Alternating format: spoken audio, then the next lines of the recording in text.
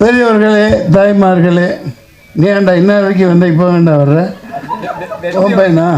சின்ன வயசு கேரக்டர் நடிச்சிருக்கேன். இந்த எல்லாம் போன பிறகு என்ன கூப்பிடுவாங்க. சரி, ராஜபுத்திரன் பிரபு அவர்களே, ஐயா வரல, வந்துட்டு போயிட்டாங்களா? ஆஹா, உடம்பா அதெல்லாம் சும்மா அவருக்காவது உடம்பு சரியில்லாமல் இருக்கிறது. நான் வெளில விட்டுருக்க மாட்டேன். ஏன் விட்டீங்க? உங்களுக்கு ஒரு விஷயம் தெரியுமா? இந்த கூட்டத்தில் யாருக்காவது தெரியுமா?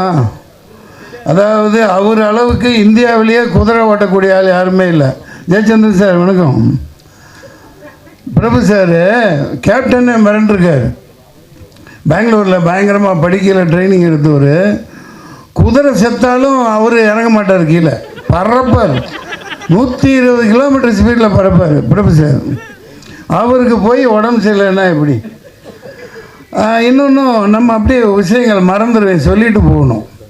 ஒரு சில படங்கள் குதிரைக்கு முக்கியத்துவமாக கண்டா ஏதோ வர சொல், இந்த மாதிரிலாம் படங்கள் வந்தது. கதாநாயகர்கள் குதிரை ஓட்ட கற்றுக்குங்க முதல்ல. ஏன்னா அந்த கன்ராஜ், இப்போ டைமண்ட் பாபு சார் கன்ராஜ் தானே, ஆவணி 40 குதிரைக்கு மேலே வச்சுருக்காங்க. இங்கிட்டு தென்னவன், அவங்கெல்லாம் பாவம் குதிரைக்கு கொல்லி எப்படி போடுவாங்க.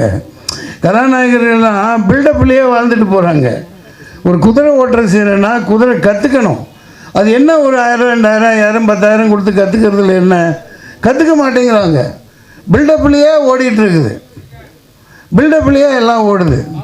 குதிரையும் பிழைக்கும், அவங்களும் பிழைப்பாங்க. அதனால் இது ஒரு தகவலாக இனிமேல் வர்ற கதாநாயகர்கள், உனக்கு குதிரை ஓட்ட தெரியுமா? உண்மையா? அதே 2 கால் குதிரை சொல்லலை. அந்த பாப்பா இருக்குது, பயங்கரமான பாப்பாப்பா. கதாநாயகி பேர் என்ன? கிருஷ்ணபிரியா. அப்பா, அந்த கால ரேவதி மாதிரி இருக்காங்க, நல்லா வருவாங்க. ராஜபுத்திரன் பிரபு அவர்களே, ரஜபுத்திரன் கதாநாயகன் அவர்களே, ரஜ கஜ துர பதாகைகளாக வந்து எடுத்துக்கொண்டிருக்கும். ஏன் ரஜ கஜ பதாதைகள்னு இவங்களை சொன்னாங்க பாருங்கள். AK-47 மாதிரி தாளிகையாளர்களே மற்றும் நெல்லை சுந்தரராஜன் அவர்களே, மதிய ஆர்ட்ஸ் நண்பரே, நிறையா இருக்காங்க இங்கே. ஐயா நிறைய பேசிட்டு போயிட்டாங்க, எல்லாத்தையும் பேசணும். பழைய ஜோக்கு தம்பி துரை அவர்களே, நான் விட மாட்டேன். நான் பழைய ஜோக்கு தம்பி துரை தான், தம்பி தங்கத்துறை. சாரி நான் இவங்கள மாதிரி போயிட்டேன். அவங்க கூட பழகினேன்னா அந்த பழைய ஜோக் அதை சொல்லி காட்டிட்டேன்.